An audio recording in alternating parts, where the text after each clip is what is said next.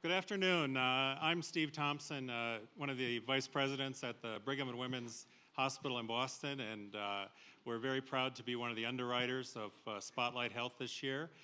We have a wonderful and a very interesting and exciting session this afternoon. Thanks for coming. It is how the brain develops from fetus through adolescence. And this is a topic, obviously, of great and growing interest. So we're happy to have the panelists here today, and the moderator will be Rich Besser. So, Rich.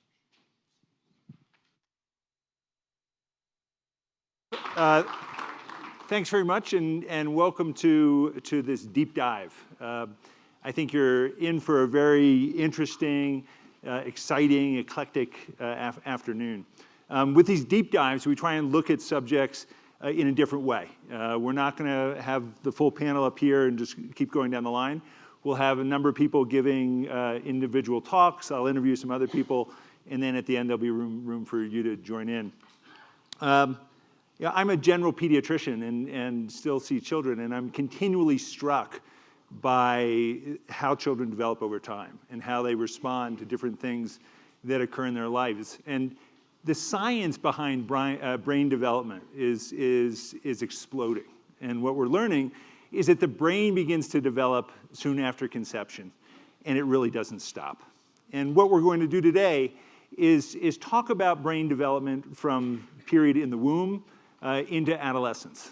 We're not going to be doing the aging brain panel today. I think that was yesterday. But we're going to be focusing on those early years. And a number of people have stopped me along the way and say, oh, I can't wait to come to the panel and see how I've screwed up. So there'll be definitely time for you to ask questions about whether you screwed up.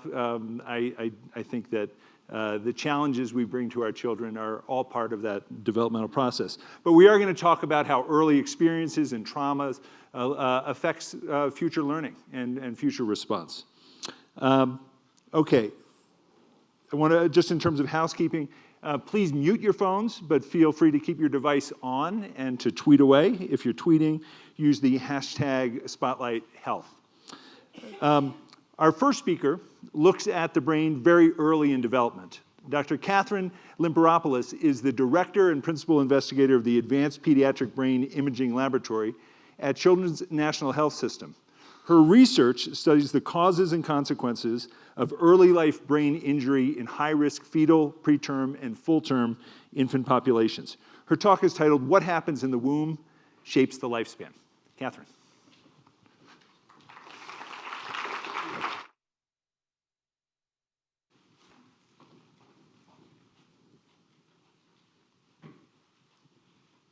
Imagine for a moment that you are a fetus in the womb. What if I told you that with advanced technology, we could predict the strengths and the challenges that you will all experience across your lifespan? Today, I'm excited to be here representing Children's National to share some very exciting research that is headed precisely in this direction. Every day, we come to find out that prevalent lifelong conditions have their footprints that can be traced back to the womb. I can choose any of these conditions: heart disease, hypertension, diabetes, schizophrenia. But for today, let's consider the modern-day epidemic of autism, which by recent accounts affects 1 out of every 65 children in the US each year. What this results in is a tremendous and huge economic burden for our society that costs us in excess of $250 billion each year. Imagine for a moment if we were capable of picking up simple but important cues that can flag an unborn baby's potential to develop autism spectrum disorders. At Children's National, we are exploiting both the power and the safety of MRI to begin to develop ways in which we can pick up the earliest signs or signals of a fetus whose brain development may be veering off into the wrong direction. We wish to be able to pick up these early signals so that we can have an opportunity to intervene before abnormal or differences in brain development become consolidated and therefore hardwired.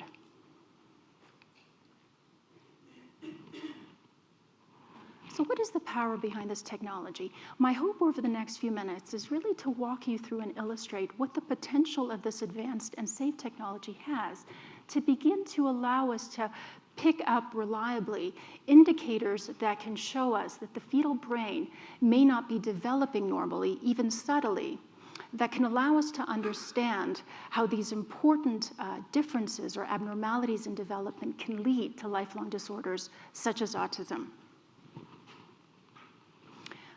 We know that fetal brain development is complex and a very dynamic continuum that is exquisitely programmed. Knowing that, we're aware that even the most subtle derailment in these programmed events can lead to lifelong consequences. The image that you see here, or these images that you see here, represent our work over the last 5 years, where we have studied over 300 pregnant women, healthy pregnant women, across gestation. And with the help of very specific and high-level computer-based technology, we now have the ability to take these fetal images that we acquire from healthy in utero fetuses and begin to model and map the developmental progress and program of the fetal brain. What you see here is a composite representation of these fetal images. And what I'd like to draw to your attention to is that we can time each of these folding processes that you will observe start off with a very smooth brain, and as we march, or as the baby marches through gestation, these folding patterns become increasingly convoluted and complex. Well, why is this important? Why would we want or even care to measure these processes? Well, each and every one of these cortical folds represents and will lay the fundamental background or platform from which critical developmental functions will emerge, such as language, cognition, memory, social development, behavioral development, etc. What's unique and powerful about these techniques is that we can use these normative measurements that we measure on a week-by-week basis that can allow us to identify discrete but important deviations from normal development. And I would argue that in the coming years, techniques such as these will allow us to begin to hone in and uncover even the most subtle fingerprints of disorders such as autism in utero. Here's an example of how we can really apply this technology to understand the high-risk fetus. What you see here are some complex definitions. I really would like to provide a reference for them. I mentioned earlier that the brain is folding very rapidly. This folding can be defined by hills, which we refer to as gyri, and valleys, which we refer to as sulci. And this is what we have here that's represented in both yellow and blue. And what we're able to do with this technology is pick up very discrete delays in the timing and the development of these various gyri and sulci in the brain that can point to disturbances in the structural connections of the brain. And here we have an example where we can pick up, by 25 weeks, disturbances or delays in cortical development in the superior and the temporal regions of the brain, in addition to the cingulate cortex, which represents our emotional centers of the brain and have been connected and have been described to be abnormal in older children with autism. We also are developing the ability to very precisely measure fetal brain tissues that are evolving in the brain. And we can measure these tissues in actual cc's or milliliters. Here's an example. The images on the top represent different fetal brains from 25 to 36 weeks. And what's important to note is that they're color-coded to represent different tissues. The narrow blue cortical representation, which you can see right here, would represent volumes of the cerebral cortex. By contrast, the yellow representation here would be defined as the white matter of the developing fetal brain. The deeper gray or blue represents the subcortical or the deeper cortical regions of the brain. The yellow, the orange, and I should say red would represent the ventricular system, and the light blue would represent the cerebrospinal fluid. Now, what's important about these measures is that having studied over 400, or having performed over 400 fetal studies across gestation, we can now begin to develop normative trajectories on a week-by-week basis that can allow us to pull out important data points like this.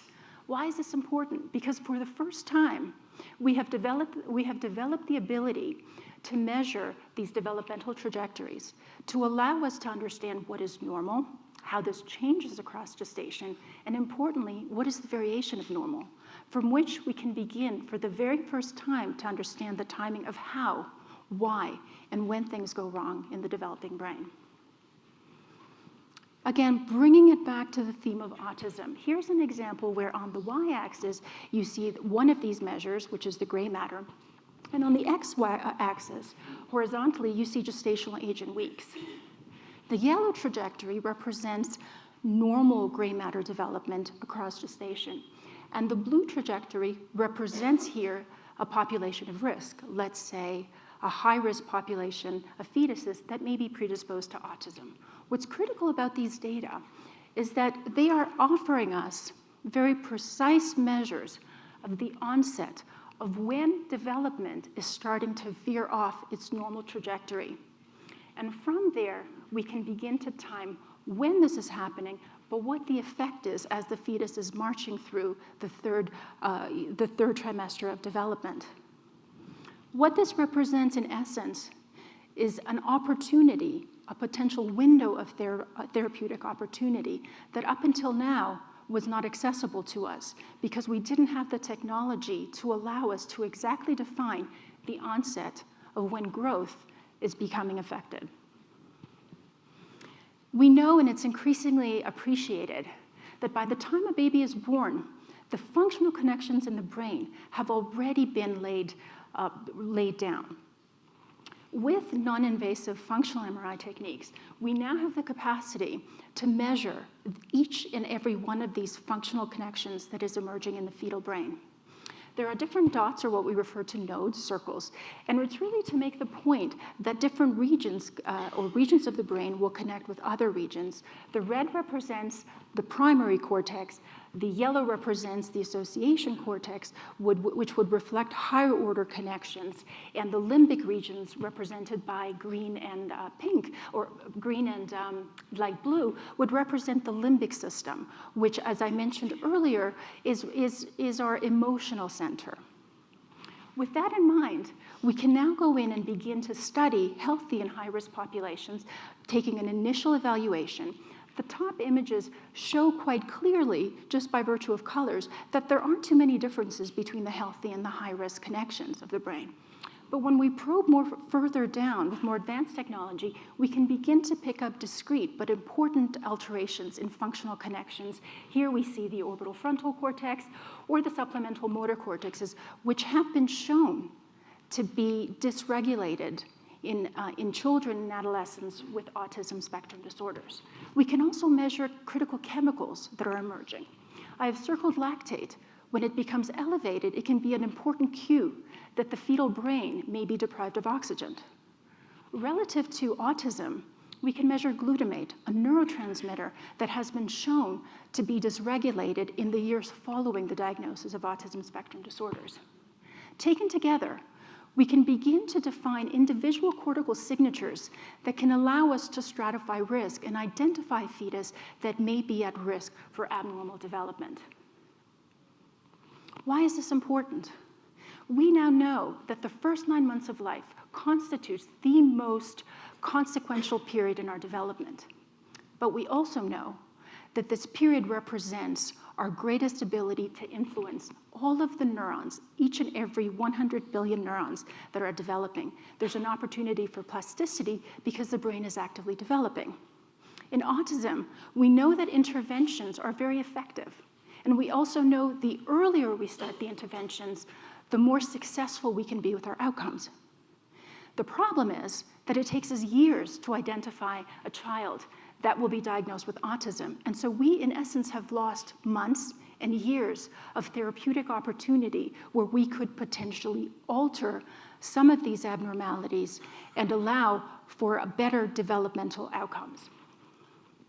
Certainly the next frontier represented as we move forward are the development of fetal interventions that are currently on the horizon. The value of MRI is that we are now able to use this technology to identify candidates that can potentially be responsive to therapies and use MRI as a way of monitoring the developing brain. To end, our vision at Children's National really is to ensure the best possible start for every baby and to make sure that they have healthy brains for life.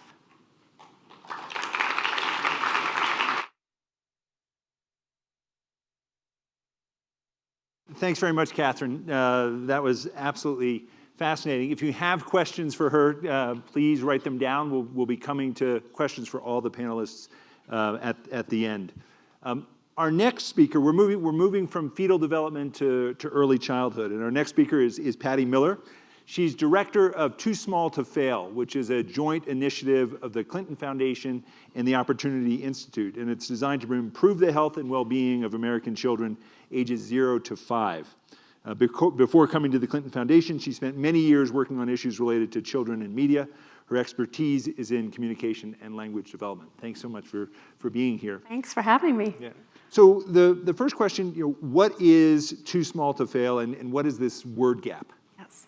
So Too Small to Fail is a public awareness and action campaign that we launched about 3 years ago at the Clinton Global Initiative, really targeted at parents and other caregivers to help them understand the importance of early brain and language development and the critical role that they play in actually boosting their young children's early brain and language development through the power of basically talking, reading, and singing.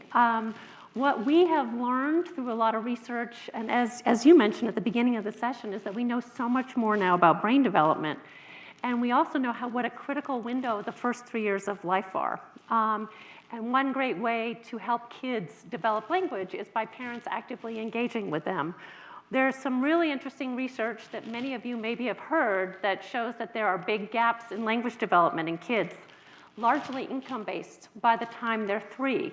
And in fact, researchers have documented a 30 million word gap in terms of the number of words kids hear from higher income families. 30 million. 30 million words heard by the time they're 3, largely income-based, between kids from higher income families and their lower income peers.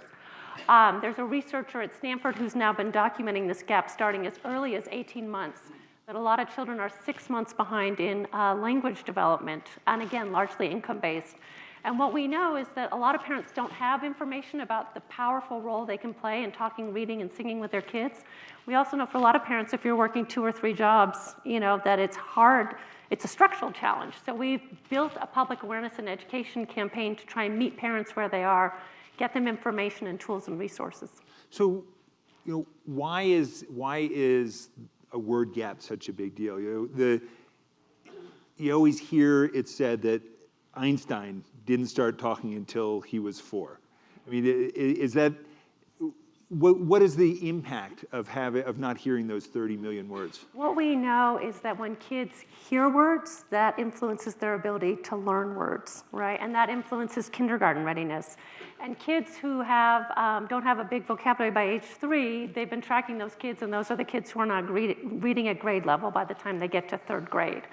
We know that 80% of brain growth occurs in the first 3 years of life. It's a really critical and powerful window of opportunity to actually build the neural connections that support language development. And in fact, in the first 3 years, 700 new neural connections are being formed every second. And the way to actually build those is through this active, what Dr. Kathy Hirsch-Pasek calls the serve and return, where a baby is babbling or cooing and a parent is actively responding to that. That's how language develops, and that's how the brain develops. And a lot of parents think, we've done focus groups with parents and they'll say, oh, I thought that You start talking to a baby when he or she can talk back, not knowing that actually it's the parent or the caregiver that's actually helping that child learn how to engage and to develop vocabulary. Why is this gap related to income? It doesn't cost anything to speak to a child.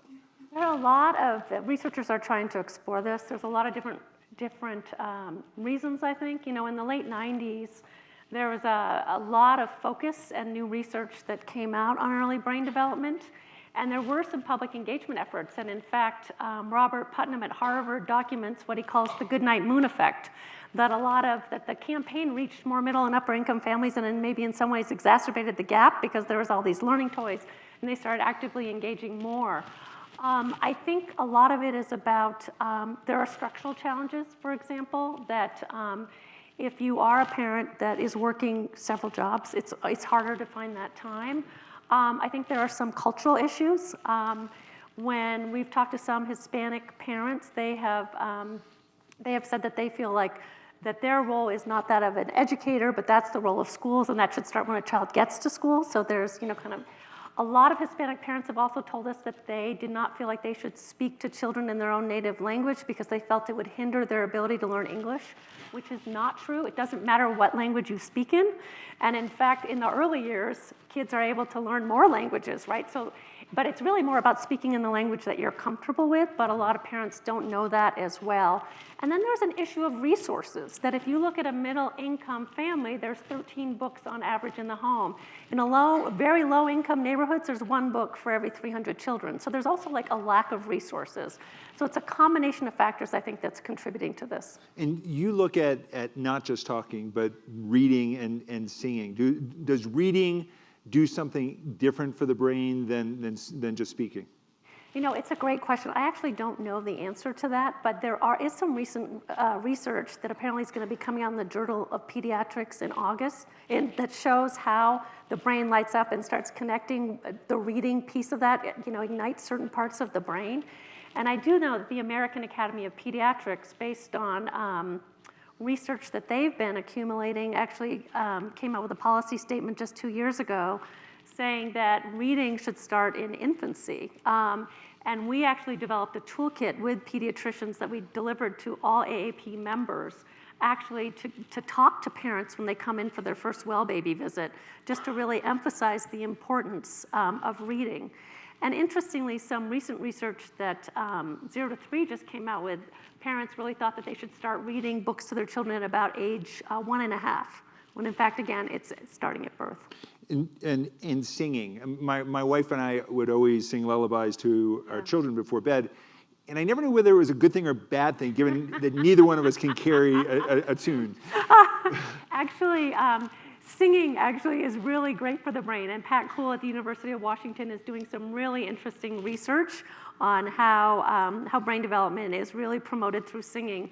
Because of this, we are actually next month launching a partnership with Spotify, the digital music platform, and we're recruiting celebrities to actually record playlists and prompts for different parts and times of the day, so parents can actually feel like their favorite artists are helping them to sing with their kids, because we just know how critical this is. So tell me a little bit about some of the specific programs that you're doing. What are some of the ones that you feel are having some impact? Yeah, so we're doing a bunch of different things. One, just in terms of raising awareness, we are partnering, for example, with Univision, the leading media company for Hispanic America. They've done an amazing cross-platform campaign across their network. It's news, public affairs programming, community fairs. We've done over 100 community fairs. They did a primetime game show on the Word Gap. And so they've been really terrific in doing this cross-platform effort. We have a text message program with Sesame Street where we actually send parents tips about talking, reading, and singing, and then a video which models like Elmo's dad and Elmo engaged, let's say, singing during diaper time or whatever the tip happens to be. We're partnering with Hollywood. We've had about 10 television shows incorporate messaging into the content of their shows because we're trying to shift cultural norms. So on shows like Law and Order to Parenthood to Orange is the New Black, they're actually integrating content about the importance of early brain development and showing people's favorite characters modeling that. Orange is the New Black? Orange is the New Black, yes, Eva did it. It's been really terrific how I think different stakeholders have gotten involved, and one of our most recent partnerships we're trying to meet parents where they are. If you're a busy parent, no matter whether you're well-resourced or under-resourced, finding time is hard. So as we thought about trying to reach our target audience of parents, we now have a project with laundromats across the country. We're working with 5,000 laundromats, so when parents go in to do their laundry, they get tip sheets, there's posters. We're doing free laundry days in communities where volunteers go in and give parents tools and children's books and Teaching resources. them the importance of this. Yeah, so and playgrounds, we're putting panels on playgrounds where there's prompts for parents on the actual playground structure. Yeah. So really trying to think about where are parents, how do we meet them where they are, and how do we make this kind of as straightforward as possible? You know, this morning at breakfast, I was doing a little prep work, and I looked at the next table over, and there were some young parents there, and a toddler in a high chair, and the child was talking away, trying to get the attention of both parents, who were both on their phones typing away. Yeah. What is the connection between technology and language? Yeah, it's a great question. So we have actually developed some messages for parents that say, turn it off and tune in to your child, because you see that a lot, right?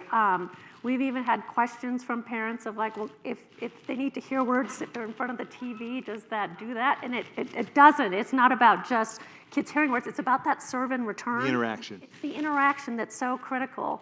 All that said, we are actively engaging technology with the text message program, but that is a text to parents program to give them tips to then actively engage with their child.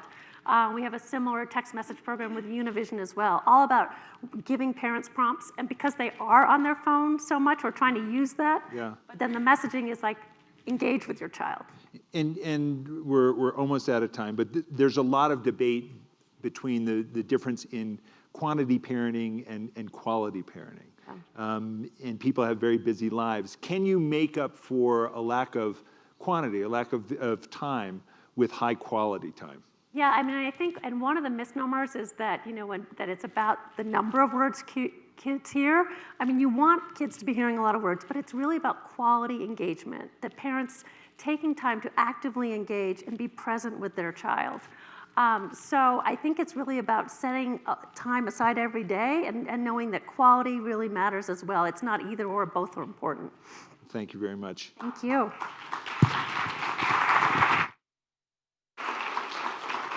Again, you'll have a chance to ask Patty some questions at the end. Our next speaker is Harold Koplowitz. He is the founding president of the Child Mind Institute and a leading child and adolescent psychiatrist. He established and directed the NYU Child Study Center and ran that for more than 2 decades. His talk is entitled "The Best Defense Against Teen Addiction and Mental Illness: Knowing the Brain." Harold.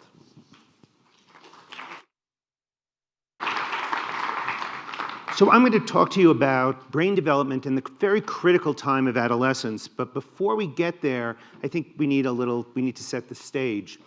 So there are 17 million kids in the United States under the age of 18 who have or have had a psychiatric disorder that's caused them significant distress and dysfunction, out of 74.5 million children.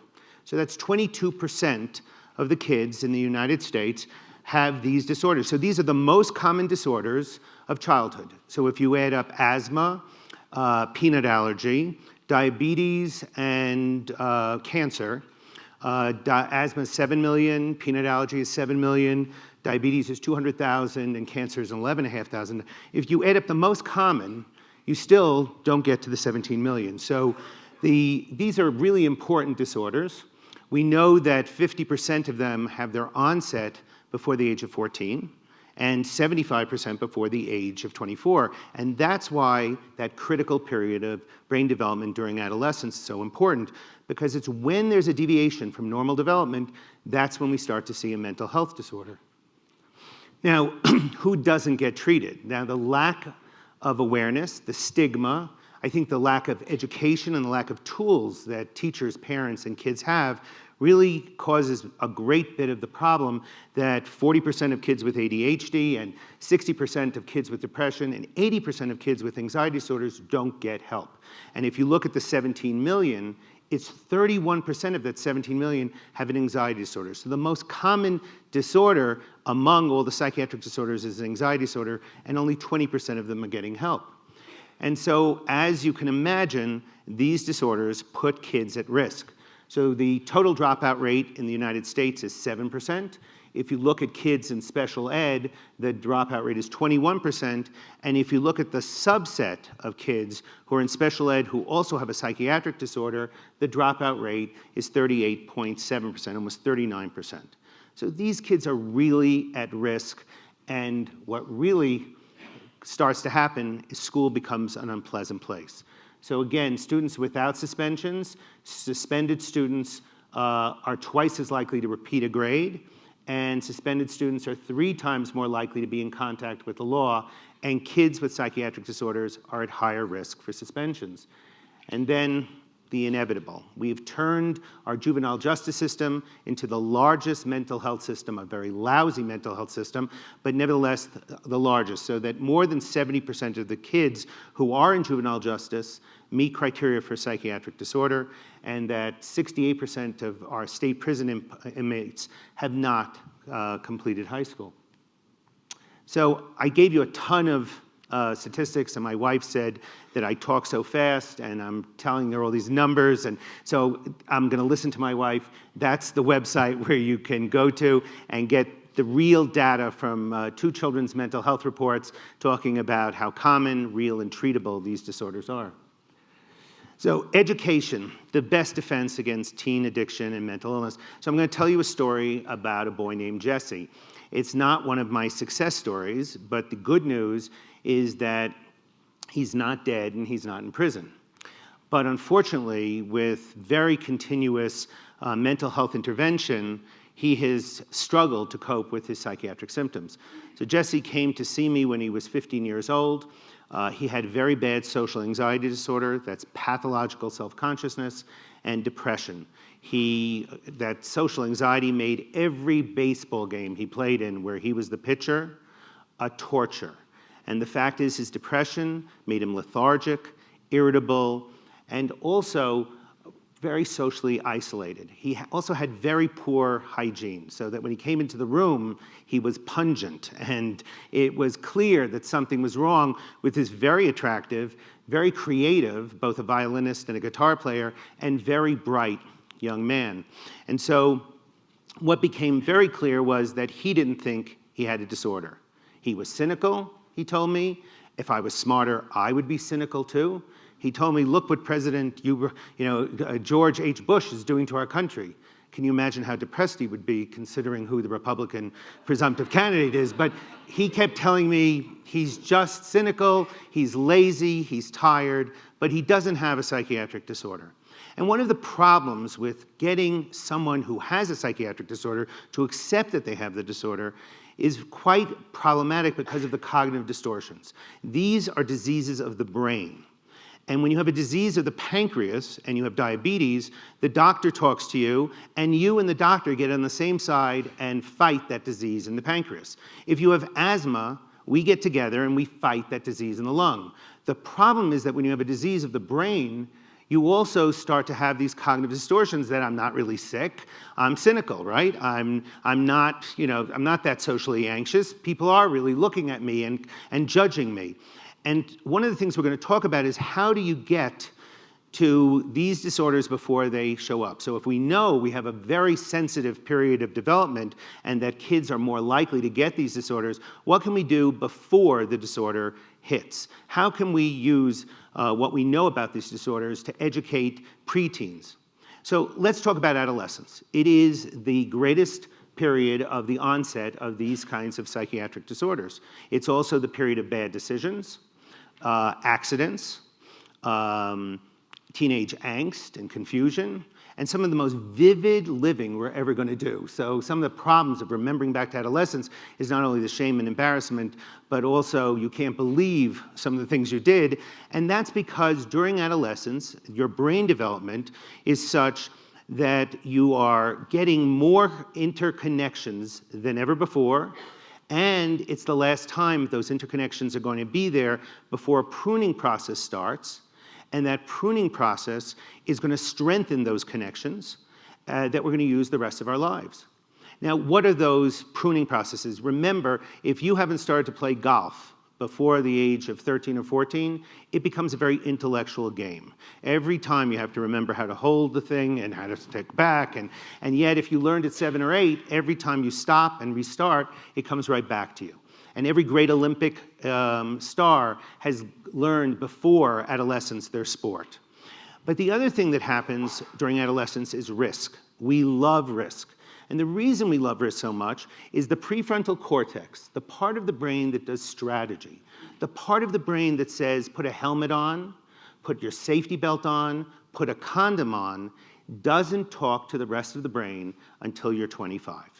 And that's, so if you have a teenager at home, it's much longer than you think.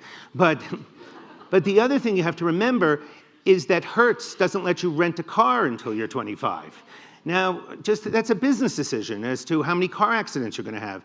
But also there's a serious component to this. Suicide really comes on in a force during this 14 to 24 age period that it's never happened before. So that we will lose 5,000 kids to suicide this year, and 600,000 will make a serious enough attempt that they'll land up in an emergency room.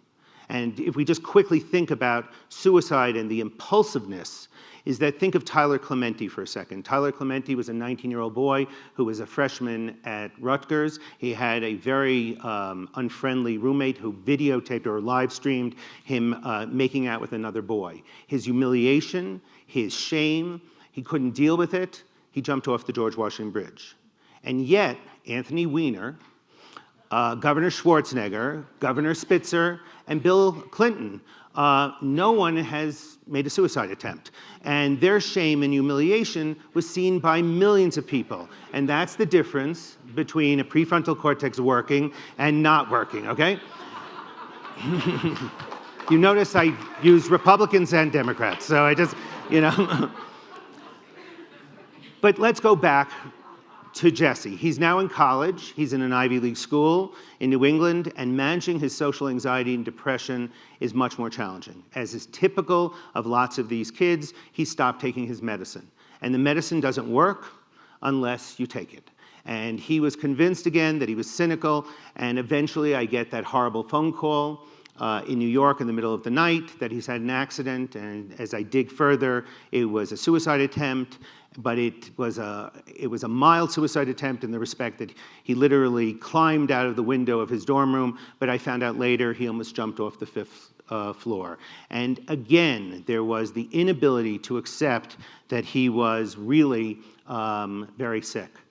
So now the good news. The good news, very quickly, is neuroscience. Neuroscience has become cool. Charlie Rose and Eric Kandel get 100,000 views, and CSI is a super popular TV program.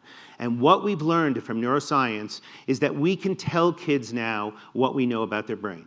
So for instance, if everyone's above 24, if we get high tonight, and we're in Colorado, it will last 4 to 6 hours. If we're a teenager, we're in big trouble because that marijuana will stay in your brain for 4 days. And if you binge drink tonight, it's going to be bad for you. But if you binge drink when you're a teenager, it will affect your brain in a very different way. And thanks to neuroimaging, we know a lot more about the brain. And educating 12-year-olds, in my opinion, is the way to go. Putting it into a school curriculum, like Stan Kutcher has done in Canada, and making sure that kids understand their brain and understand the risk of what these symptoms look like makes a world of difference. In fact, kids have less stigma about mental health, and secondly, they also are reaching out for treatment more frequently. So I think the best defense here is letting kids know what they're at risk for during their teenage years. Not shaking our finger and saying, don't do this and don't do that, but having them become partners and understanding their brain and brain health. Because we can have 2 kids. We can have a kid who's a teenager who gets depressed and just is not informed, thinks he's cynical, starts to drink, starts to smoke marijuana as a way to treat it. And I can tell you, he might get his diagnosis when he's finally in jail. And while that's a very extreme, it's unfortunately a common outcome. Versus a teenager who knows what's happening, has some idea that something wrong has changed in his brain and in his behavior, reaches out, talks to parents, and may get help.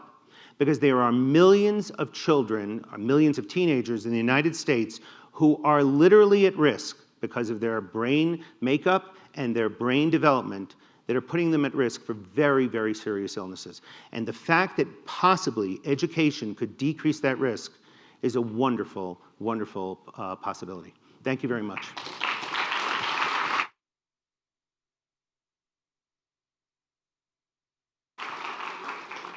Thanks very much, Harold. Our next speaker is Dr. Amir Levine. He's a psychiatrist in private practice and a neuroscientist at Columbia University. And his work looks at how experiences we have early impact our brains at the molecular level and affect future learning.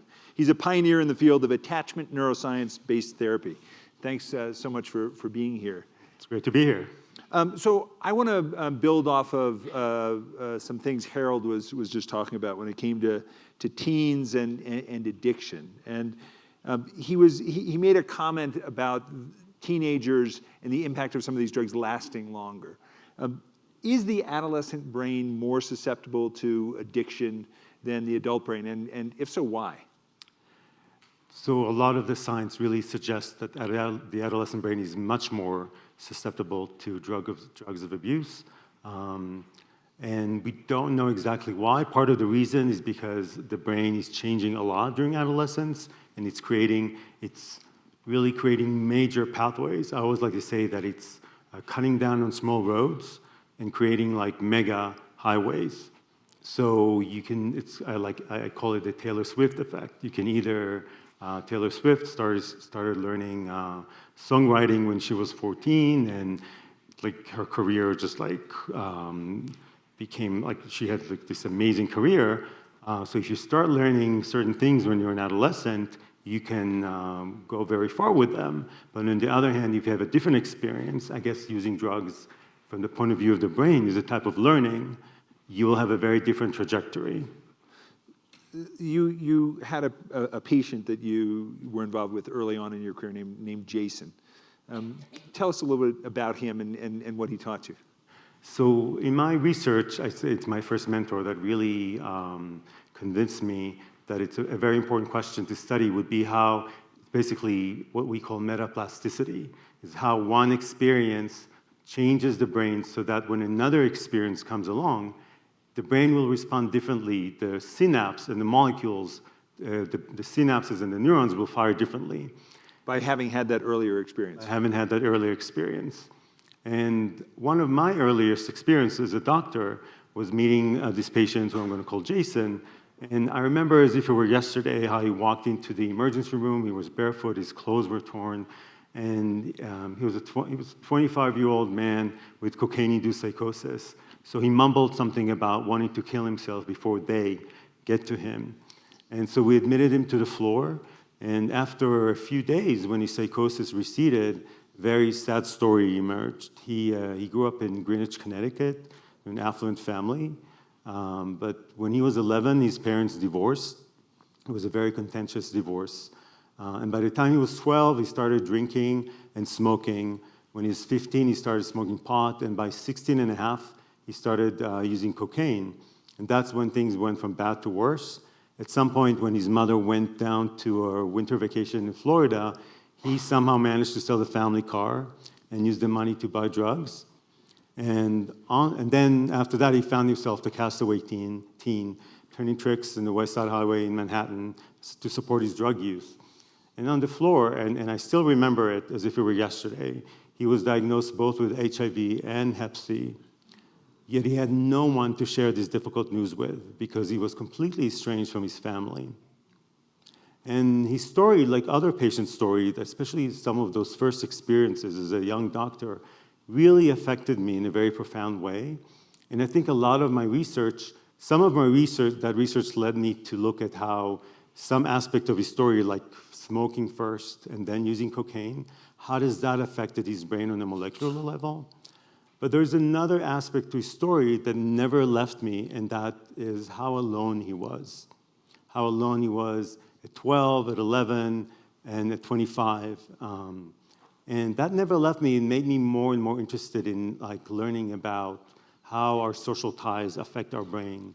And I came to understand that really our social ties are basically like a mega experience that affects our perception of the world in a very, very profound way. And I can give examples. I can give you examples. Just recently, we did this experiment with mice, where we took mice, and what we do is we do something that's called fear conditioning. We give a small electric shock to mice, and the next day, when we put them in the same surrounding, they freeze, and we measure the amount of time that they freeze, and that's fear memory. And what we did was we put those mice in the company of their cage mates, and we saw that the next day when we measured their freezing, they froze a lot less than the mice who were shocked alone. But that's not all. We also looked at how quickly their extinction. So what would happen is that if you continue to put the mice in the same apparatus and not shock them, with time they'll learn that the danger is past, and they will ease up and they will not freeze anymore. So again, if you shock them alone and you put them with their peers, with their cage mates, they will extinguish that fear a lot faster than if they were on their own. So By having a relationship. by having their peers with them at the same place. So the brain encodes things differently. It forms different memories in a different way, whether if you are amongst your peers or if you're not amongst your peers.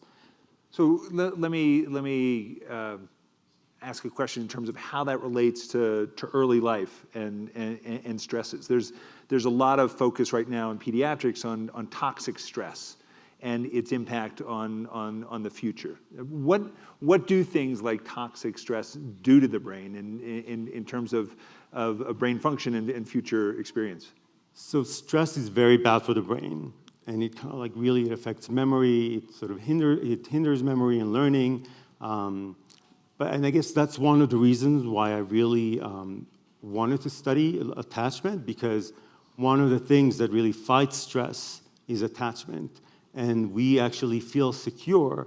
People think we feel secure if we have a roof over our head, if we have money in the bank, but that's not how human beings feel secure. We feel secure through other people. What do you mean by attachment? Can you explore that a little bit? What I mean is, basically, and that's part of what my finding is, so in the very, so it has different levels. We feel secure in the presence of other people. That's the first. And I can give you an example, like similar to the mice. Actually the best, I'm sort of giving you one of the best kept secrets. If you're gonna go on the Harry Potter ride in Universal, you might have to wait about an hour and a half. But if you'll go on the singles line, it will be maybe 10 minutes. Because people don't like to ride, like people really like to enjoy like an experience together. And the thought about doing something that's a little bit scary alone is not a very fun experience for you. So, and that's really true, not just, it's true across species. It's a very, very fundamental effect. So basically, what I think about like attachment is how we feel secure. And basically, what I found is what I like to call the 4 pillars of secure attachment, which is also, I call it CARP, which is consistency, availability, reliability, and predictability.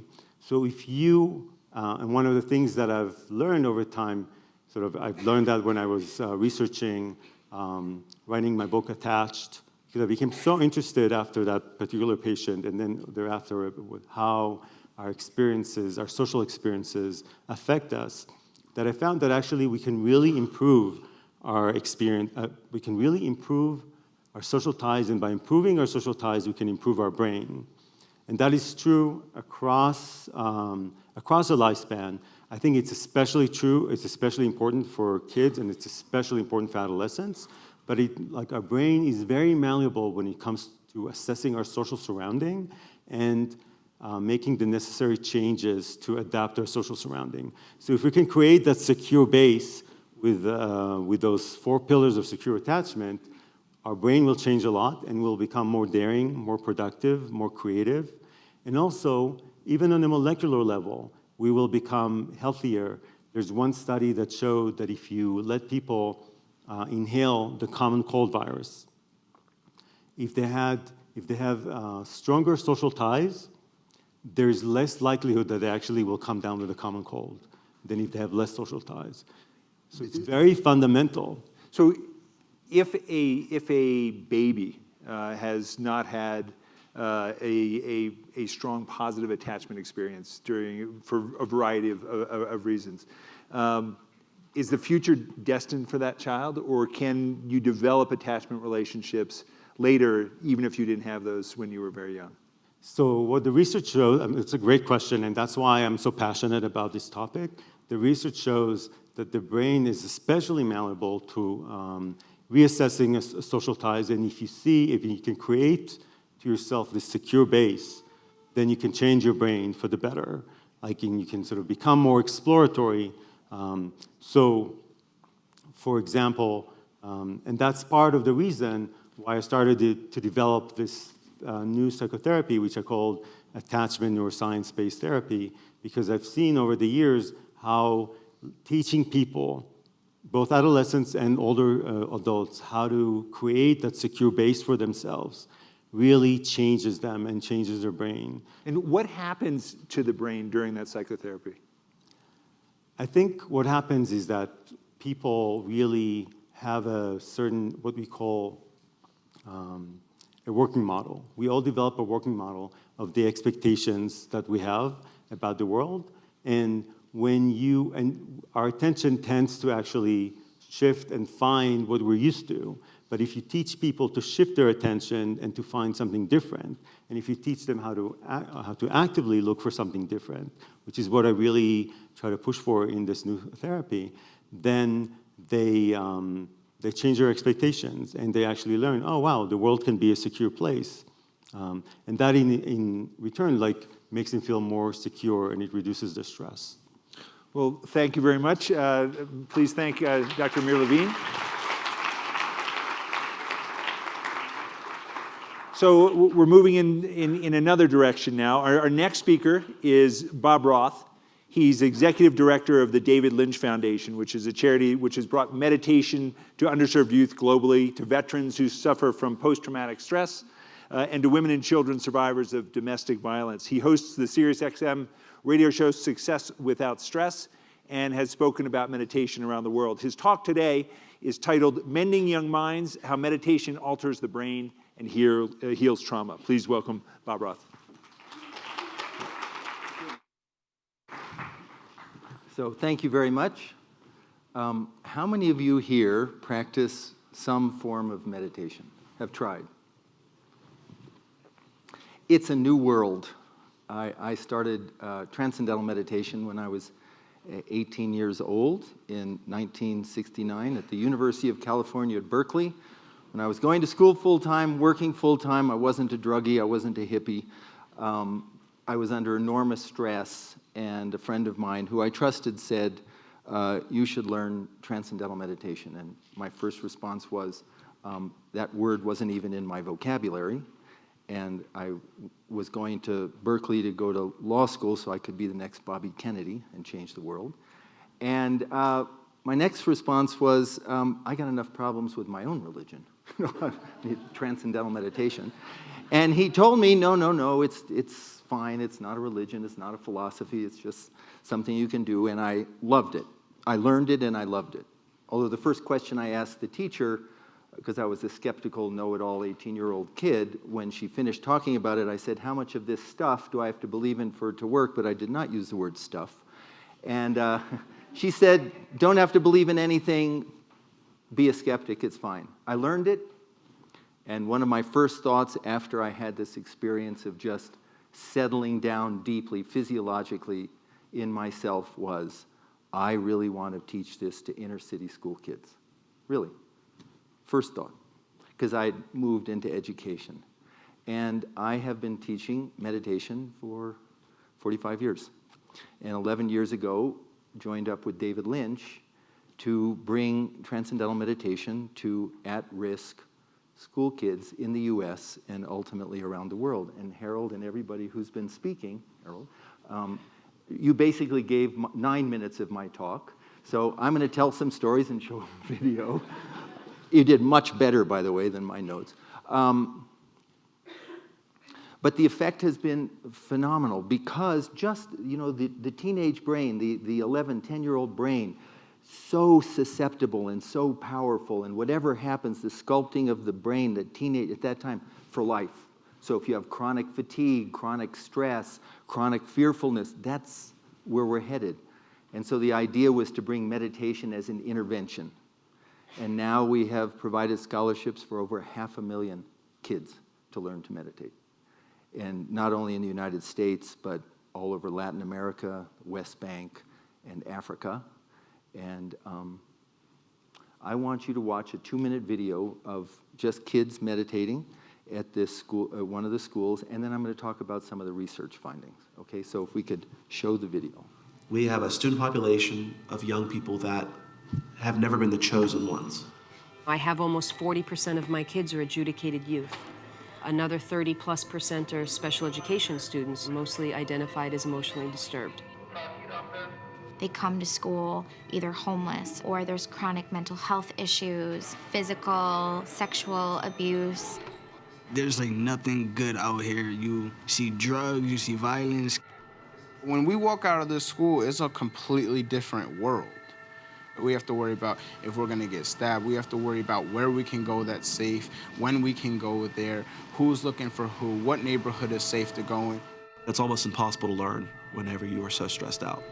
When our kids get broken down, we need to change up some of our remedies.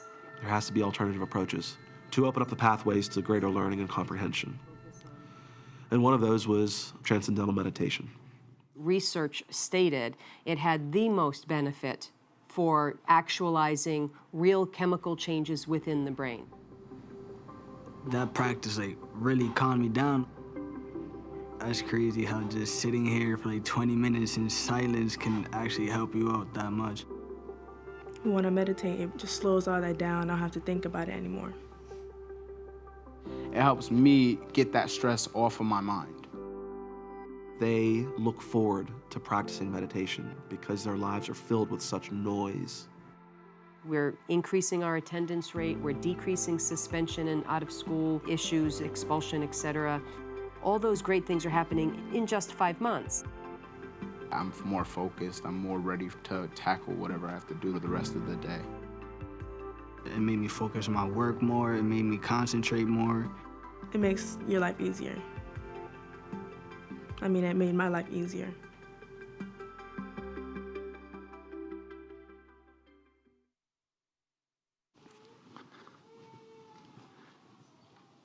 The interest is all driven by science, outcomes.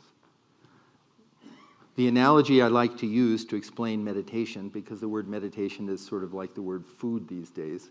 You can have good food and bad food and toxic food. And so the word meditation is a generic term. And the analogy I like to use is that of you're on a little boat and you're stuck in the middle of the Atlantic or the Pacific Ocean, wherever you are. And all of a sudden you get these huge 30-foot waves. And you could naturally think, oh my God, the whole ocean is in upheaval. But if you could do a cross-section of the ocean, you'd realize that you got these little itty-bitty 30-foot waves, and the ocean in reality is a mile deep. And while the ocean is naturally turbulent on the surface, the ocean is naturally silent at its depth. And the analogy is the mind. The surface of our mind is the anxious mind, the gotta mind, the monkey mind. And there are approaches to meditation which help address that monkey mind, the gotta mind. That's my mind that won't stop. And those are two basic approaches. One is called focused attention, and that's a concentration form of meditation, and that creates gamma brain waves, 20 to 50 cycles per second. It's an excellent tool for cognitive training. And there's a second, which is called open monitoring. You're familiar with it. That's mindfulness meditation. And some of them cross between, and that's an observational tool, body scanning, watching your breath, no strain, and that's observing thoughts, breath, without any judgment. And that creates theta brainwaves and alpha 2. Theta brainwaves are 5 to 7 cycles, 4 to 6, 5 to 7 cycles per second. And then the third, self-transcending, and by the way, I practice all three. I teach the third, but I practice all three because I'm not of the belief that you silo these things. I'm not of the belief that there's one size fits all, but I am of the belief that when you give children tools in a toolbox, it's plural. So when I hear people say, well, we do mindfulness and we're not going to do that, I think, who's the benefit of that? Certainly not the kids. So we hypothesize when we talk about the third self-transcending, transcendental meditation, we hypothesize that deep within every human being, right now, we all have a level of the mind right now that's completely calm and settled and wide awake. And this meditation gives access to that, effortless access to that. And when that happens, the brain signature is alpha 1, 8 to 10 cycles per second. Why is that important? Because when the mind settles down, the body gains a profound state of rest during this meditation. 2 to 3 times deeper than ordinary rest, and in some studies shown to be deeper than the deepest part of deep sleep. And what happens? Cortisol levels drop 30 to 40%. And what happens? The frontal lobes, the executive functioning, the rational filter against those impulsive teenage, the frontal lobes wake up. They're strengthened. The connections between the front of the brain and the back of the brain wake up, and the frontal lobes help to override that impulsive reward, fear, teenage angst. So I am very grateful to the organizers to invite me here to come and speak. I was here last year, and I will just tell you that there is a huge movement afoot. I know that mindfulness is being used in schools in Louisville, and we just received, last year from the University of Chicago Crime Lab, we received a small $300,000 grant as a study to reduce violence in Chicago, and just received another $1 million grant to build that out. The idea of quiet time, the idea of giving kids the tools of learning readiness, tools to be able to handle the stresses which are not going to get any less. They're not getting any less. We have to equip kids with those tools. We generally start at the age of 10, but now Harold inspired me to start even younger. So DavidLynchFoundation.org has the research. I just wanted to give you an overview of what's going on, but it's a very exciting time for kids and adults. So thank you all very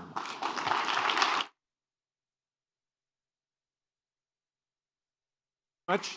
I want to invite all of the speakers to come on up, and there's so much that we have to talk about, so little time. We'll get the chairs out here and get it going.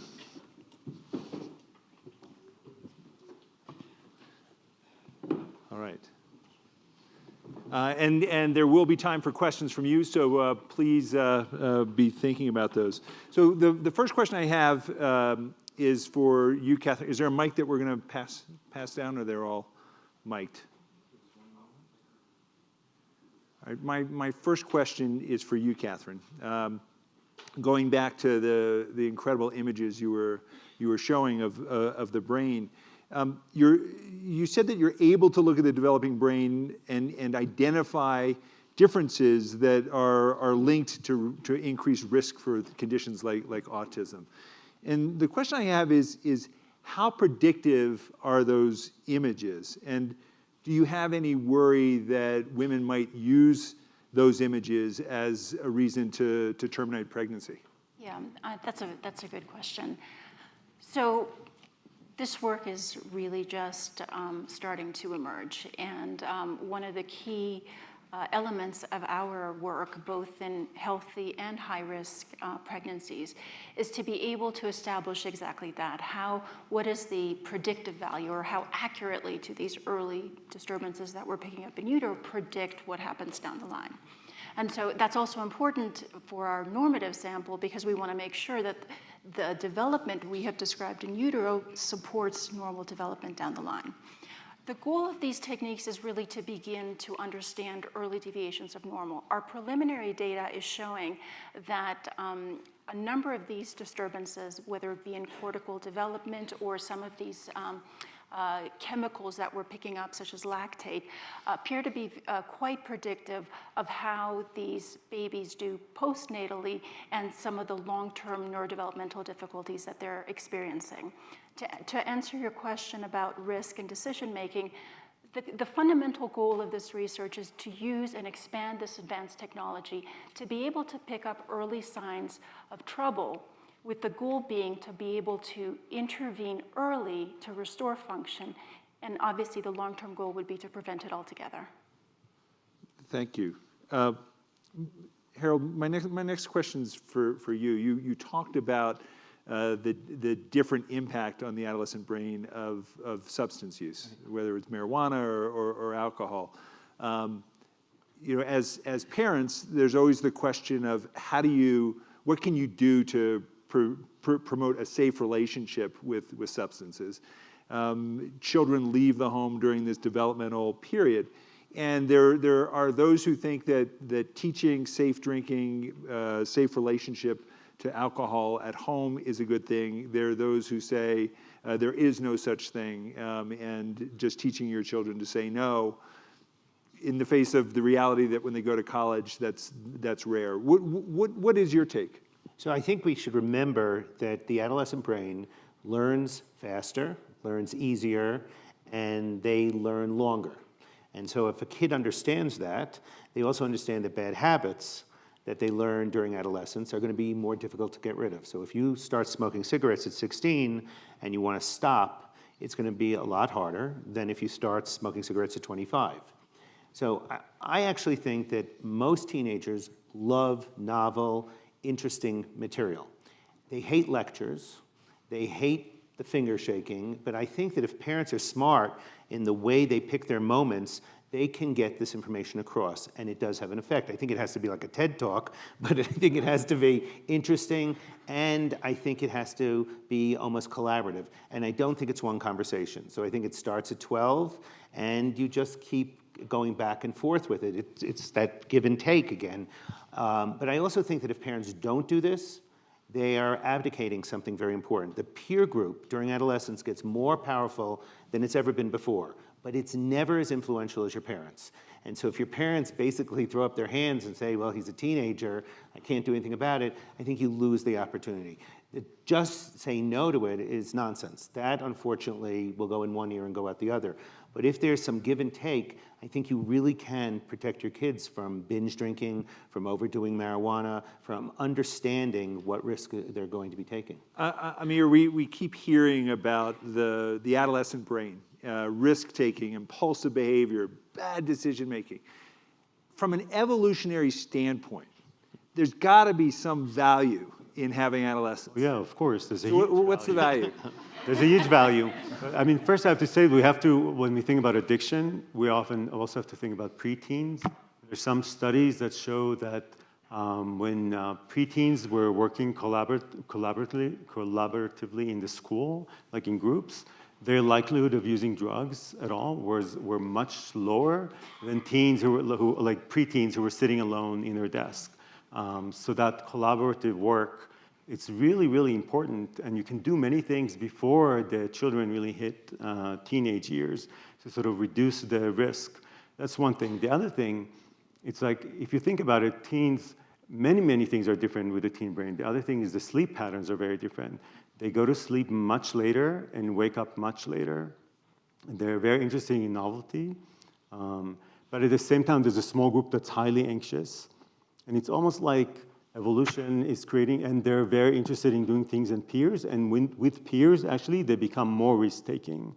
And that's why there are many states that actually ban when they give a teenager a driver's license, you're not allowed to drive with other teens, because if you drive with other teens, it's more dangerous than drunk driving. So together, they'll be willing to go and take a lot of risk and do a lot of novel things. And you could see, like the Arab Spring, it's a lot of young people that were sort of running into the streets and not that afraid of sort of like basically getting killed. And you can see sort of the advantage of these kids do not have children yet. They can change the world. potentially, sort of like into the later teens, and sort of builds up to that. At the same time, I think evolution kind of like conserves a small, not that small group of kids and sort of gives them the gift of a lot of anxiety, so they potentially will not, they'll be more apprehensive about trying new things. Bob, It's worth just for 1 second about the seatbelts. There's a study that shows that if an adolescent boy goes and picks up a girl to drive in the car, and he doesn't have his seatbelt on, and she puts her seatbelt on, he's more likely to put it on. If he picks up his friend, his male friend, and the driver already has the seatbelt on, but the male friend comes in and doesn't wear it, the guy will actually take his seatbelt off. Wow. And so you think to yourself that if you're going to really define it, let a girl go into the car, but don't let another boy go into the car. You know. I'm going to move away from the adolescents. Girls are good for boys, and boys are not good for Not so girls. So you mentioned this briefly at the end that you're thinking, based on what Harold said, of approaching younger children. Are there any data on, given how the brain is changing so dramatically during childhood, are there any data on use of meditation in young children? At what age it can be effective? The preliminary. We have a hand mic. The preliminary data, we have programs with children from 5 until 10. Oh, I got this. Yeah, keep it's it coming. Keep it.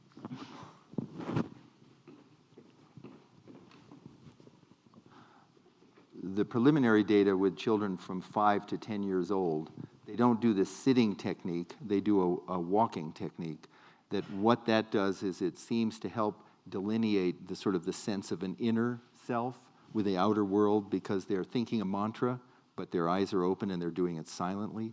And that seems to facilitate the next stage of brain development, which is, from a 10 years old and up, and that's sort of more delineation, more aware of the world outside. In every case, though, the reason why this is happening is that, grades are getting better. Kids aren't, I didn't add that, grades they're doing better in school, test scores are going up, suspensions are down, graduation levels are up. So it's having a very real transformation. Our focus now is to start doing younger so we have more data. So next year I'll have something more to talk about. Here's a question I want to throw out to all of you.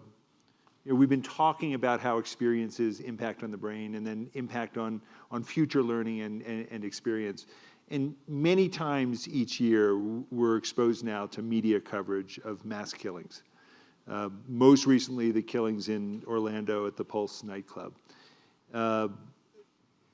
Do the exposures to these events affect children at different ages and their brain development in different ways? And if it does, what can we do to mitigate the impact of these repeated traumatic experiences on developing children? We do know that media violence affects young children in pretty powerful ways. One, a desensitization to violence, the thought that the world is a scarier place than it actually is, and then with some children, over prolonged experience to violent media over time, can, increase the likelihood that they themselves might be more violent. So there's a lot of research on media violence, which can be both, entertainment media, but as well as news coverage. And that's something I used to work more on than I'm doing now, more on this kind of very, very early. Yeah. But even just, kids, young children who are exposed to a lot of media. And I think a lot of that is about parents really kind of thinking about a healthy media diet for their kids and what they're exposing their kids to. And when kids do see news coverage like that, providing a forum for conversation, talking to their kids about what they're seeing, and also talking to them about what their fears and what their questions are about it. I think not acknowledging it with kids is a problem. So I would say that parents need to be doing, in older years, that serve and return around difficult, complicated topics. If anything, I would think the most important thing is they start the conversation very quickly. You don't let somebody else start that conversation, and your kids will hear about it in the media, they may hear about it from school or from another friend, and most times young kids fairy tales are a good example, it's much worse than it really is. And giving kids facts and also reassuring them about how they're safe is really very important. Even though this seems to be coming on again and again, whether it's Paris or Orlando, it's important to remember the kid's development and his developmental stage, but the parent really is important in starting that conversation. Do these experiences change the brain at all, Amir? Yeah, so I mean, there is definitely evidence that even maternal stress can affect and will affect fetal programming. So certainly any type of stress has a tremendous influence on the developing fetal brain. And meditation, does it have a role in mitigation? Yes, it does, but I'd like to say that the kids that we're teaching, they're not watching it on TV. They're having it in their own life. We had this little girl who came to school one day with a white dress with red paint splattered all over it, but it wasn't red paint. It was her uncle standing by her uncle, and he was shot and killed, and that was his blood. And her one safe haven wasn't home, but it was to get to quiet time and meditate. And so, I mean, that's a traumatic experience, but you got to equip children with that tools to handle that. And meditation? She didn't want to miss her meditation. What it does, again, is it calms it gets like that, your body deep rest, and it calms the amygdala, the fear center, and wakes up the frontal lobes and reduces the cortisol, and it helps reset the system. I mean, it's still real, but at least right away she's able to start, dealing with that rather than weeks and months and years later. Yeah. I think actually I grew up in Israel, and I have a sister who's 2 years older than me, and I remember there was one incident where a terrorist really brutally killed a 5-year-old. And after that, my sister and I were looking for places to hide at home if anything were to happen. And then when my parents found out about it, I think we sat down, we talked about it. But I think the most important thing, we didn't sit down. There was we were all basically, I was like 5 years old, my sister was 7. We all came to their bedroom. We were all lying sort of together in sort of like they're in their bed, and we're all talking about it and sort of like hugging each other and holding each other. And I think that physical closeness, people underestimate the physical proximity, and that how much security it gives to people, and how that can really change their brain and give you a feeling of safety. That was something that I remember. All right, I want to open it up now to all of you. If you have a question, please raise your hand. When you state your question, please identify yourself. If you're with an organization, name that organization, and please keep it short. If it goes into more of a commentary than a question, I'm going to cut you off. We'll go right here, and then over here. Really stimulating talk. Thank you very much. I'm a pediatrician, and one of the things I've always seen is that when kids come in and they've literally participated in choir, they're much more balanced. And when I do a little bit of research on it, those kids end up, when they sing in choirs, that they actually have a higher level of altruism in their lifetimes, things of that nature. And it's sort of crystallizing with what you're saying as to when they're cooperating, they're collaborating in a positive way. So what other kinds of activities can kids do? I mean, certainly competitive sports, that doesn't give you that kind of intellectual and spiritual teamwork. What other kinds of activities can kids do? Can we advise them to do? Anyone want to jump in on that? Amir. Amir? Sure. I think one of the things that I teach kids, I see kids at Columbia, is I teach them from early on the importance of secure friendships, because friends can be really mean to you, and sometimes parents say sort of like, yeah, well, you should sort of like kind of like accept it and sort of be able to take it. But I really think it changes the brain, and it changes your assumptions about the world. And so I teach kids how to sort of go about and telling, if they have a mean friend, first of all, to find the friends that are not mean and not necessarily play with a mean friend, and kind of like to have different expectation about friendships. And kids will understand that very quickly. They sort of like, and they will be interested to hear about it, because it's very painful when you have a bad, like a mean friend, even if you're a child and as a teenager, and they're looking for a solution. They just don't know what the solution is exactly. What's the role of parents in monitoring those friendships? So if parents understand this whole idea of a secure base, they can sort of help them, explain to them why the importance of like what is good friendship and the importance of good friendship, and how when someone is mean to you, you don't necessarily, sometimes it actually increases, like some kids will try to go back and try to correct the experience and again, and that you don't need to do that. You can shift your attention to someone else, and it will change it will change your world. Other arms up. Over here. Thank you all very much Down for coming and speaking to us. My name's Taman Osborne Roberts. I'm a family physician, and I also do medical politics, which means I'm brain damaged.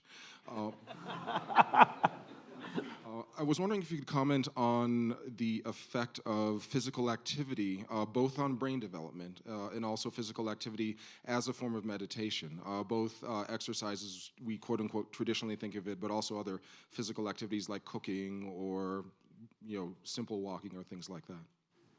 Can there be a meditative aspect to physical activity? I mean, really, the purpose of meditation, at least you do it in the beginning of the day and the end of the day, is it spills over so that absolutely everything you're doing is an expression of the meditation. So you don't lose the equanimity, you maintain equanimity, you maintain clarity, you have that resilience, and so that cooking, and you actually, by meditating, you know more what you want to do. You find yourself more selective. Well, that doesn't make me happy. I'm not going to do it. So my answer to that is there's meditation of turning within and getting that deep, powerful rest, and everything becomes an expression of that's how we should live our life. Powerful outside, calm inside. Harold? Well, we should also talk about the power of physical education and physical activities and how many schools in America are cutting that out. So there is, and particularly if it happens in a school district that happens to be a lower socioeconomic, their families can't make up for it with Little League or something else. So there's, I think, a tremendous amount of power in exercise.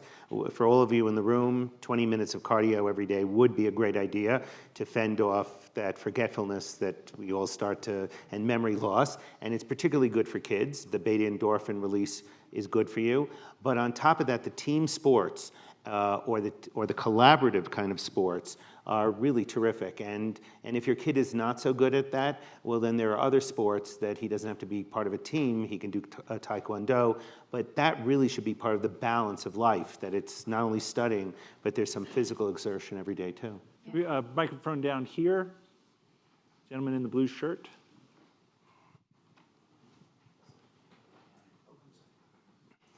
Hi, I'm Dr. Elliot Levy. A lot of doctors in the room today. I'm a retired endocrinologist from Miami, and now I'm working in the field of educational technology. We're trying to deal with the literacy problem that's facing the United States. Question for Ms. Miller. I'm very impressed with the work that you're doing, and if I remember right, you've been working on this for a few years now. Can you share with us some results? How many mothers have you reached? How many are still involved after 6 months and after a year? And most importantly, have you made any impact on kindergarten readiness, however you want to define that? Thank you for the question, and also to the Miami point, we actually just launched a city campaign in Miami a couple weeks ago, so we'd love to talk to you more about what we're specifically doing there. One of the ways we've been trying to evaluate Too Small to Fail, we have about 7 evaluations going on right now. As I mentioned, we have this kind of national campaign, and then we decided to go deep in a couple cities. So we could actually track whether or not the interventions and the initiatives we were doing were actually changing, raising awareness and changing what parents knew about early brain development. We're actually changing behavior. So we actually started we picked 2 cities in the United States. The first was Oakland, California. The second was Tulsa, Oklahoma. And before we started our program in those cities, we actually did polling of parents, grandparents, and other caregivers of 0 to 5-year-olds to get a baseline on what they knew about early brain development and what they did every day. We're just coming out of doing, a year and a half later, some post-testing, and we're seeing big changes in awareness. We're seeing small changes in behavior change. It's moving in the right direction, not as much as we would hope. But we're also told that the nature of these public engagement campaigns is the behavior piece takes a lot longer to move. So we're hoping once we go again in a year and continue the efforts, we'll start seeing more on that front. But huge changes in terms of parents' awareness about the value and importance of talking, reading, and singing, and some statistically significant improvements in behavior, although we want it to move a lot more. We're also doing evaluations of efforts we have in grocery stores. With pastors of megachurches. We're actually doing an intervention there. And actually, we decided to look at children's hospitals as a point of intervention around the word gap. And the UCSF Benioff Children's Hospital, Oakland, we're doing a major effort there, along with the evaluation that UCSF is doing. And we've actually seen big gains in terms of parent awareness there, that they are spending more time talking, reading, and singing. The parents who've been reached by pediatricians in the hospital, we interview them before they go in for their first visit with a pediatrician, right after, and then 6 weeks later. So we're seeing some really positive results on that as well. In terms of the numbers, we have numbers. So if you look nationally, Univision, we've had 500 million viewer impressions. We're going to be doing an evaluation of that national media campaign next year.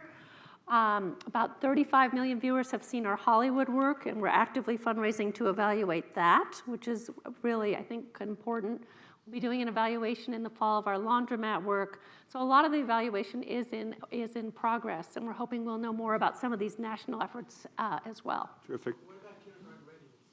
So here's our challenge, is that we unfortunately don't have funding to follow these kids over time. I mean, we would love to do some kind of longitudinal study. Anyone in the audience Yes, is we interested in actually, funding kindergarten readiness? That's the key thing, like, are Please. we moving the needle on kindergarten There we readiness? go. Right? We know that almost 60% of kids are not prepared for kindergarten. All we've been able to do funding-wise has been able to actually evaluate the interventions that we're doing in communities and now nationally, but we would really like to actually be able to do a longitudinal study. Any questions on this side of the auditorium? The one here, the woman on the aisle, and then down here in the front. Hi, my name is Shannon Jacquard. I'm the CEO of NAMI, the National Alliance on Mental Illness in San Diego. And I would just want to make a quick comment. So 1 in 4 families are struggling with a loved one who has a mental illness. And through no fault of this panel, because this was a wonderful discussion, that this kind of a talk can be very traumatic to the family members in the audience. So I just wanted to make sure to say that if you do have a loved one with a mental illness, it definitely is not of any fault of anybody here, and that if you need support and out there, that there's 1,000 NAMI affiliates throughout the nation, and you are definitely not alone. Nice. Thanks very much for making that point. Down here in the front. Hi, my name is Madeline Levine. To Harold, you had asked a question about what do parents actually do with substance abuse and drinking and stuff like that. I think one of the things we found is that I'm a clinician, not a researcher, so parents who want to provide a safe place and say, I'd rather you were drinking at my house and bringing in the liquor, that's a bad thing to do. And kids whose parents are tolerant of that and who aid in that tend to have higher rates of substance abuse. So that's an important point. I think that the age you start talking is younger than 12, like 8, because I learned the hard way how many kids I missed on not doing a substance evaluation when they came in because I thought they were 8 or 9 or 10. And then to you and Amir, I mean, this whole thing is about the inclination of the adolescent brain to take risks. Could you please talk a little bit about the kinds of risks we might set up for kids of that age that are healthy risks? Great question. So I think that Amir touched on it, or in the question you asked about evolution. So I think there are good times to take risks where kids will try new subjects. We'll encourage them to explore new sports. We ask them to get out of their comfort zone so that they can try new activities. And that's a good place for them to take risk. And the important part, I think, which Amir will second, is how parents protect you from those risks. So that, when you listen to Angela Duckworth talk about grit, she talks about not giving up, that if you decide, one of our kids decided to do tap dancing, and he was all of 10 years old, and we sent him, my wife signed him up, and after 2 lessons, he said, there are only girls in this class, I'm not gonna do it anymore. And she said, that's okay, you only have 8 more sessions. And he kept saying, no, you don't seem to, and she said, no, I do understand, you have 8 more sessions. And somewhere along the way, it turned into a positive experience, and it actually helped him get into college. There's not that many people who do tap dancing. But the reason I bring it up is that Angela Duckworth says the one thing that proves about grit is that when teenagers try something and experience failure, it's the idea of how do you pass through that failure? How do you continue doing it till you either finish the task or you actually get some mastery? And teenagers are good at trying to take that risk, and parents are good at maybe helping them minimize the risk and keep going. Questions over here on the aisle? You want me to say? Did you want to jump in, Amir? Well, maybe I think, like, it's not just about risk, it's about fascination with new ideas. And unfortunately, a lot of the curriculum, I have a niece who just graduated from high school, and it's just like, I looked at what she's studying, and it's really boring. They have to memorize and memorize, and they're fascinated with new ideas. And if you can change some of the curriculum and introduce some social stuff and some studies about the brain and teaching them tools and skills that they can use instead of memorizing, I don't know, like a lot of memorization, they really have a thirst for that. And that I think is crucial.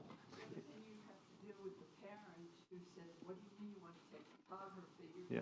All right, we're gonna need to go to our last question, which is over here. Ms. Miller, you mentioned that one of the cultural differences among Latino parents was this belief that the word gap and closing the word gap was allocated more towards formal education. As a doctoral student in child psychology and also a first-generation American, I wanted to emphasize and sort of reframe that to think more about the disempowerment that plagues the Latino community and the learned helplessness.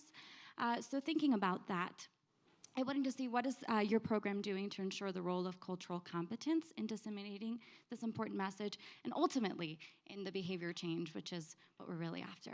Yeah, no, I think that's a great point that you're raising. And in terms of trying to think about cultural competence, one of the things we've been doing is building an advisory board that represents kind of the diversity of the country and the families that we're trying to reach, and we call on them regularly to help us think about how to best frame our work. So that's key to us. We do regular meetings with them to help them think through the different initiatives we're doing, as well as how we tweak them, revise them, move forward with them, so that they are actually, culturally competent. We are thinking a lot about going forward, new ways to reach parents. And actually would love to talk with you more about thoughts that you have too on things that we could be doing. In terms of reaching Hispanic parents, Univision has been our major platform to do that. And they have been just a really terrific resource and wonderful platform to do that, but we would actually like to be doing a lot more work in communities. Recently launched a campaign in Miami which focuses on dual language learners. And that's something that we have just launched, and we're trying to think about who are the right community organizations we should be working with, and how do we reach families across the city of Miami, and kind of think of Miami as, it's just kind of each city we do, it's a little bit different, and when we think about kind of our work in communities, it's about who are the trusted messengers in those communities, and what might be the right trusted messenger in one community is not in another community. And so we really think about our communities work as we go in and we actually do focus groups and work with community leaders. And when we go on the ground in a community, we actually the way we pick our communities is, where is there already great work going on the ground?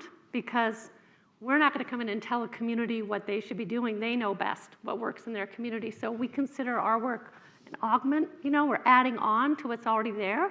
And then by sitting down and working with groups on the ground, that's how we build the different community efforts. So they're all very, very different. The work we're doing in Miami, Tulsa, Oakland, all very different, and really taking a trusted messenger model. So for example, in Tulsa, pastors are trusted messengers, as well as labor and delivery hospitals, but pastors are a really important model there. So just trying to think about what works in each community. We're just about out of time. Bob, you had a last comment. Parents model their kids' behavior. I think parents should meditate. I think kids should see. I think kids should see that their parents respect and the importance of taking a few minutes to have quiet. Because if the kids just see their parents going, they do the same thing. So a few minutes of meditation is an excellent model for their kids. Please join me in thanking our panel. Thank you all very much.